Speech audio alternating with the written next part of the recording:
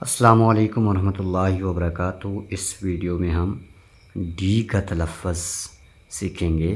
اگر ڈی کے بعد یو یا آئی آ جائے تو ڈی کی آواز جیم میں بدل جائے گی، یعنی کہ ڈی کے بعد یو یا آئی ان دونوں سے اگر کوئی لیٹر آ جائے تو جو ورڈ ڈی ہوگا اس کی آواز جیم میں بدل جائے گی، جیسے کہ ایجوکیشن۔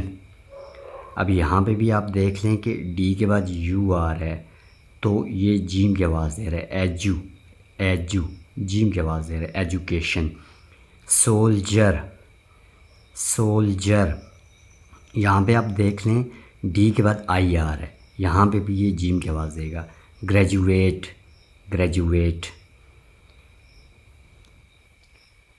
اسی طرح ہم اس ویڈیو میں جی کا تلفظ بھی سیکھیں گے۔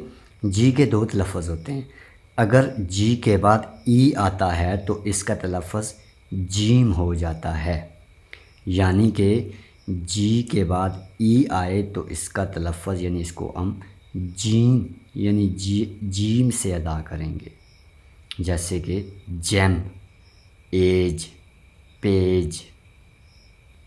باقی زیادہ تر اس کا تلفظ گاف ہوتا ہے، گرل، بیگ، بگ۔